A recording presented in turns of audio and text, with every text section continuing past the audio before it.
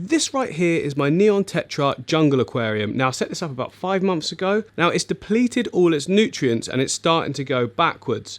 There's two things you can do here. One, put more nutrients into the substrate, the water column, all that sort of thing, or start again. And I'm always one for starting again. I consider the whole thing finished anyway, so let's do it.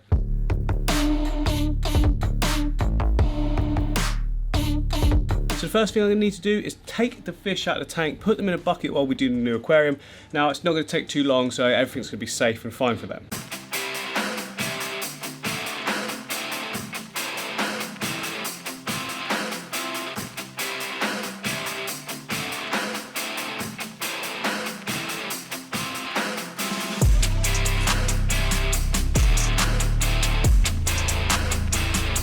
So that is the tank cleaned up as much as it needs to be anyway. It's not perfect, but it's clean enough. And I've just realised I've not even told you what we're going to be doing with this tank. So I want to create a really natural sort of environment, not like a bucket. I don't know why I'm showing you the bucket. The fish are in there, obviously. I want to create a really natural environment for the fish, and that is Blackwater, sticks, leaf litter, that kind of thing. Leaf litter, sorry, that kind of thing. Now I've done this before, but I always did it with big chunky wood in the background. This time I'm hoping to use more finer sticks and really get some more depth to the tank with like bigger bits in the foreground, you know, so it goes right back. And we've got the misted background as well. Normally you do it with a black one, but I'm hoping that we can get some real sense of depth doing it this way with the tea stained water, the tannins. So in goes the substrate, and for this I'm using just like an off-white sand.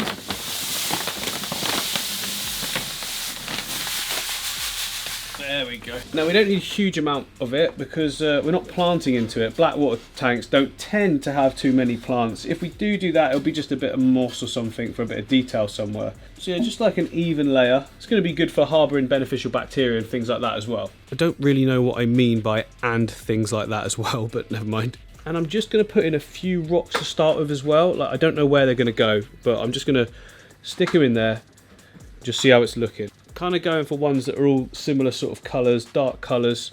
Again, this is not it. I don't actually know what it is yet. Just like a few plodded around. Okay, so it looks like I put all that one side too much. It doesn't matter. I want to get the wood in, and then the wood's going to dictate where we put the rocks. Maybe I should have done it the other way around. I don't know. Sometimes it's best just to get everything in. We can always take stuff out and replace it again, can't we? So for wood, I've got some leftover manzanita that I used in another scape. Yeah, I've got it out here, look, in my sort of storage area. Now this is stuff I'm talking about. It's actually got like algae on it, which looks kind of authentic. So I don't think leaving that on there means we're going to get like a load of it later on. We shouldn't do anyway. I'm going to keep the lighting low, and it's not going to be full of nutrients and that kind of thing. And the tea stained water means that there's less light getting down anyway, so that won't survive. But I just think it looks kind of authentic, so I'm going to go with it. It might be a really bad idea. I'm not sure yet.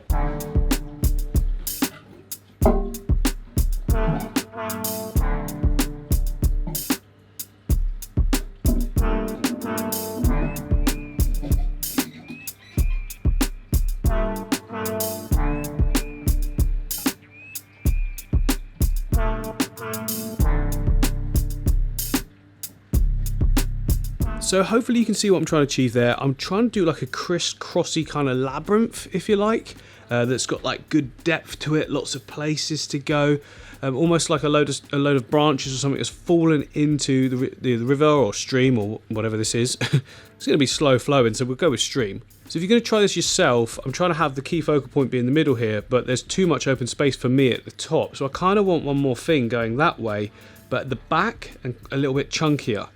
I don't know if I've got anything, but I'll have a look. So I've found this piece, which might work quite well. Just put it in and see. Just balance it for a sec. Yeah, looking cool. Maybe a little bit too straight, so I can address that. But overall, look, we've got like a full...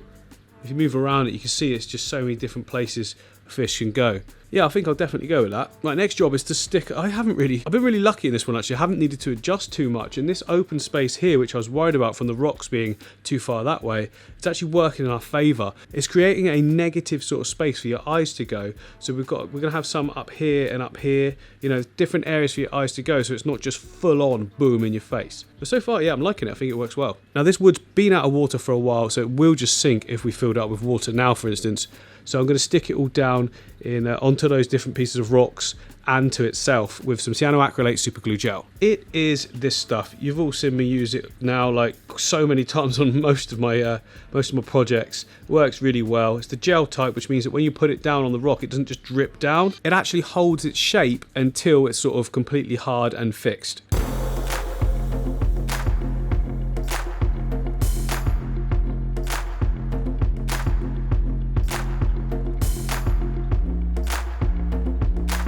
So that is all now stuck down, it's all fully secure. You know the tap test, look, ready? Tap, tap, tap, tap, tap, just gentle. If I tap it hard enough, that's all just gonna fall apart. But what I wanna do now is get my botanicals ready, and then we can fill it up. But it takes a while to get botanicals ready if you don't just throw them in the water.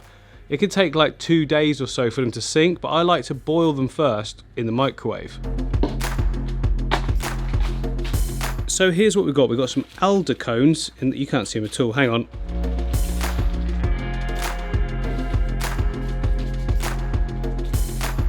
That's better. Look, we've got elder cones, catappa bark, small catappa leaves and larger catappa leaves. All of those mixed together and covered in that bottom should look so good. Like I say, if I put these in, they're just going to float. So I'm going to put them all in this. Actually, that might not be big enough. Hang on. I'm going to put them all in this bowl, and that should be plenty big enough for everything. I mean, they take up quite a bit of space now, but once they're all full of water and that, they'll be absolutely fine.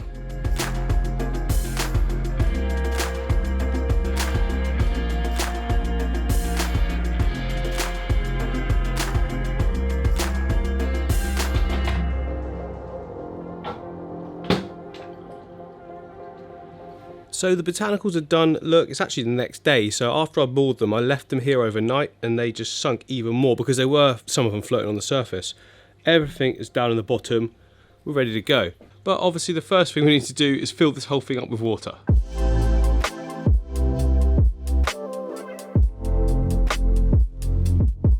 There we go, we're full of water. That actually looks really cool, doesn't it? I really like the background. It's like, you can't tell it's on there, and it kind of does add that depth look that I'm going for. Not quite as much as black, but black I've done before. I want to try this new way. The real sort of contrast between the wood and the clear background works so well. Now there are a lot of air bubbles on absolutely everything, which will go in time, and that means then the wood will be darker as well. But for now, I want to put on the hang on the back filter. I haven't left much of a gap for it. I'll have to figure something out, maybe on the other side or something.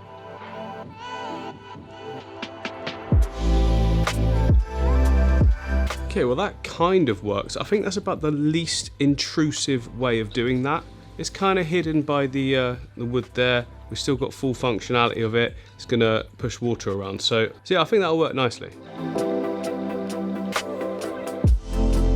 So that's the filter running nicely. I don't want it like sort of pushing everything around everywhere. Remember, we're gonna have all those botanicals in here, which means that if there's fast flow, they're just going to go everywhere. They will obviously sink to the bottom and get caught up where you sort of want them to, but I just don't want them blowing. So that is just the right amount. It's just trickling in, feeding down, and it comes that way and that way. And speaking of botanicals, I think now is a really good time to put them in.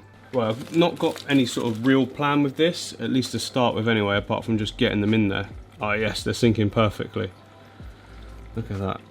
Get over there then. I want to try and cover most of the white sand, and that gives the sort of most natural look. At the back anyway, at the front we could have some poking through. It's going to poke through everywhere, to be honest. Now part of me is worried I wouldn't have enough, but already it's looking like I do. You can go overboard with it, and to be honest, it still looks good depending on your sort of view on a Blackwater scape. Some people just completely cover the bottom in layers and layers. Don't think that's the sort of look that I want to go for though. It's starting to look really nice. I've never done one like this before where I didn't use any sort of green at all. I've done ones where I went back to it and added and whatnot. So I don't know how long this will last, if I'm honest, before I start adding some plants. But at least to start with, it's going to be a Blackwater scape that everyone else can enjoy and see how to do themselves, if they want to do it this way, that is. After all, aquascaping is all about doing what you want to do. So many of you will look at this and think, well, I wouldn't have done that and I wouldn't have done that, and that's absolutely fine. Well, there we go, that is the last of it all.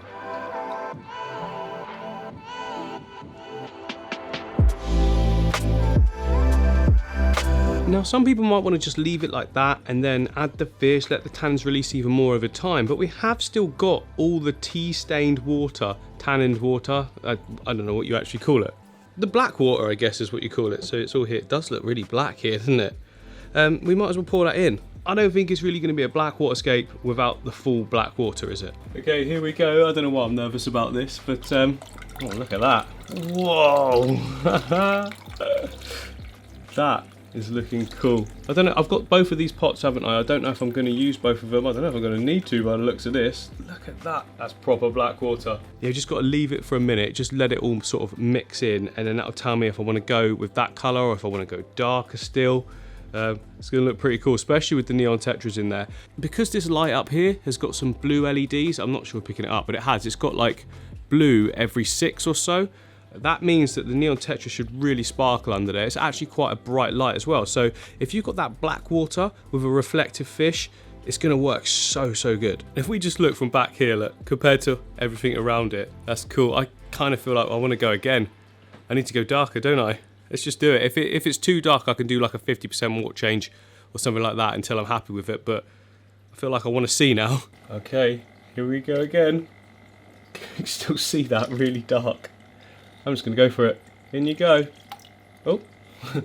Okay, right, I'm liking this. The one thing that's annoying me is that one piece in the middle that's just sticking up. I need a thicker piece that goes up at an angle, like that way. So I'm going to take that out. It should just come off quite easily, to be honest. And then put something else in.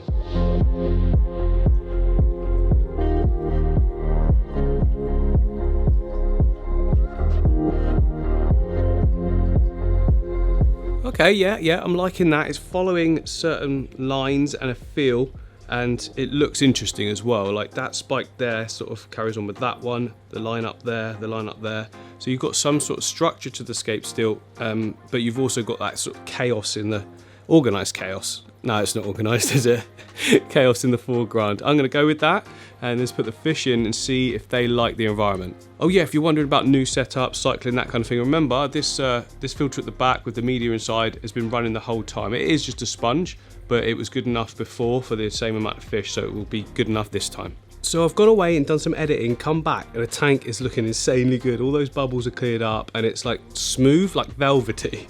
From a distance, if I stand back, look at that. It's got like its own sort of thing to it, hasn't it? So I think it's now time to add the fish. I've been adding little bits of this water into the bucket as well, just to make sure they're not too shocked by like the pH. It's not actually dropped a huge amount because it's also sort of fresh, if you like, but it will drop as they're in there, so all good. I'm expecting it to sit about 6.6, 6.7, that sort of area. And I'm really liking that big piece at the back now. It's a good focal point. It's adding interest above the tank as well. And overall, I think it just looks really good.